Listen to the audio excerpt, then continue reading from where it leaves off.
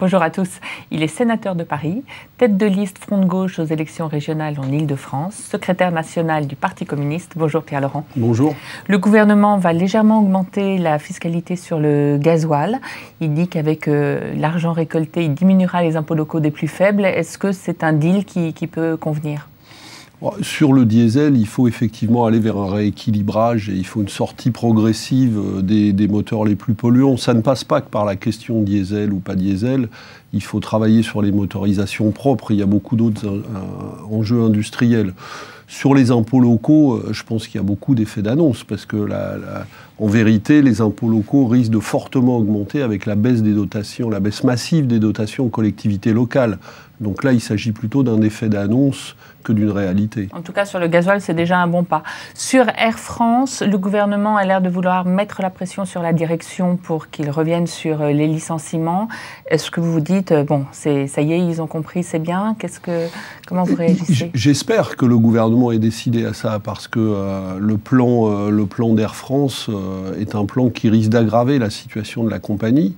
Et je pense que le gouvernement, l'État qui est actionnaire d'Air France, devrait lui-même regarder ses responsabilités. On n'a pas parlé de ça ces derniers jours, mais qu'est-ce que pense l'État du triplement du ratio d'endettement d'Air France consécutif au rachat de KLM? Est-ce que c'est aux salariés de payer cette addition? Donc là, vous dites l'État enfin joue son rôle, ou vous êtes encore prudent? Non, je suis prudent. Il est loin d'être décidé à jouer son rôle. Il a pris beaucoup de retard. Mais je pense qu'il est en train de prendre la mesure de la colère qu'a suscité cette caricature qui a été faite du monde des salariés et des syndicalistes à la faveur des incidents qui ont eu lieu la semaine dernière. Il y a eu des maladresses. Laquelle était la plus gênante, selon vous, la façon dont ils ont été Comme ça a été dit, le fait de descendre d'un avion en rentrant de l'étranger pour Manuel Valls, de se précipiter pour aller dire sa solidarité avec la direction sans un seul mot pour les salariés qui étaient victimes de licenciements, pour un gouvernement qui prétend faire du dialogue social sa feuille de route, je crois que ça a choqué énormément de monde, et comme d'ailleurs la manière dont se sont déroulées lundi matin les arrestations et la mise en garde à vue des salariés d'Air France. En même temps, Jean-Luc Mélenchon, qui est du Front de gauche aussi, a dit aux salariés recommencer une telle action. Vous auriez dit quelque chose comme ça, vous? Non, moi je pense que les salariés ont raison de rester mobilisés et de rester dans l'action. J'étais à leur côté encore lundi à Roissy. Mais personne ne les appelle à recommencer des incidents de la même nature, d'ailleurs même pas eux. Moi j'ai discuté avec les syndicalistes, ça n'a pas du tout été une explosion de colère organisée comme je l'ai entendu par certains.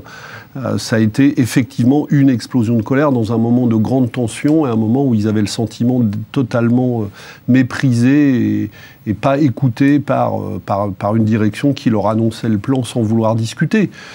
Mais en aucun cas, cette violence-là ne peut devenir le credo de l'action syndicale. Vous marquez votre distance. Sur le dialogue social, vous comprenez que la CGT boycotte la conférence sociale de lundi ? Tout simplement, moi j'ai entendu les arguments de la CGT. Elle dit qu'elle continue de ne pas avoir son mot à dire sur l'agenda de la conférence sociale. Elle demande depuis des mois. Été le cas. Elle demande depuis des mois. C'est le gouvernement qui fixe ces thèmes. Oui, mais le problème, c'est que parmi les thèmes que la CGT demande de mettre à l'ordre du jour, par exemple la question des salaires, c'est une question, toutes les enquêtes d'opinion le montrent, qui préoccupe au plus haut point l'ensemble des salariés.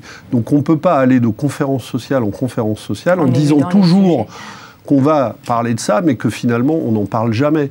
Et de la même manière sur la réduction du temps de travail ou sur d'autres questions. Vous diriez, le dialogue social, c'est un gros échec de François Hollande? On en arrive là. Le dialogue social, il est en panne totalement. C'est un échec du gouvernement actuel, mais c'est un échec du côté du patronat et du côté de ceux qui le refusent avec obstination pour le moment. Et effectivement, nous avons un très gros problème.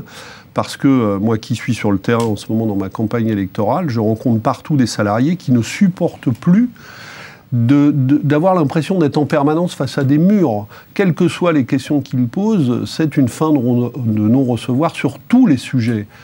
On peut pas, comment vous qualifieriez aujourd'hui le climat social et politique du pays?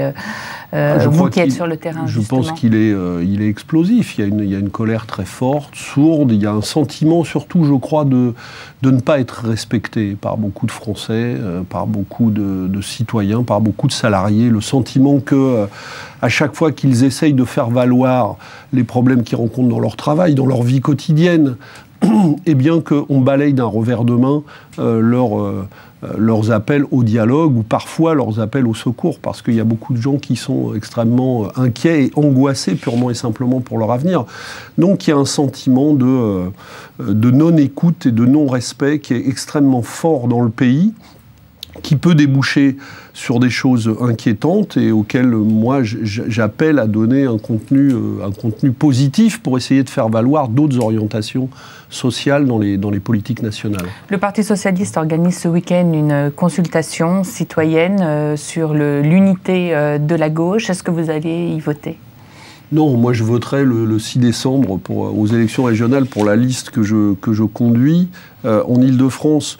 Je pense que le Parti socialiste a fait une opération qui est une opération de remobilisation de ses propres militants. Je dis même pas de ses propres électeurs. C'est une façon aussi de pointer la responsabilité, si jamais le Front National progresse beaucoup, voire gagne des régions en France, de dire, vous voyez, c'est de leur faute, ils n'étaient pas unis. Oui, mais ça n'a pas de sens, parce que tout le monde sait que ce qui provoque la division de la gauche aujourd'hui, et ce qui risque de provoquer la montée du Front National, c'est la politique, le cap de la politique gouvernementale actuelle. Donc prétendre faire un référendum où on va discuter de tout sauf de ça pour rassembler la gauche, ça n'a pas de sens. Si on veut rassembler la gauche, et moi je suis attaché au rassemblement de la gauche... Oui, parce que vous avez dit que vous feriez l'unité au second tour. Mais moi, je ne veux pas...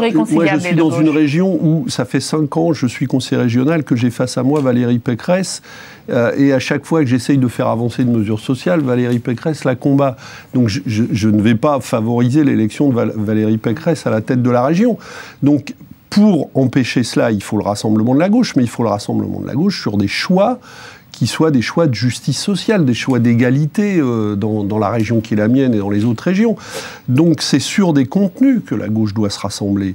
Et c'est pas par des appels incantatoires à l'union, alors même que les choix politiques qui sont faits par le gouvernement vont à l'inverse de ce qui est attendu par l'immense majorité des électeurs de gauche. Je vous remercie beaucoup, Pierre Laurent.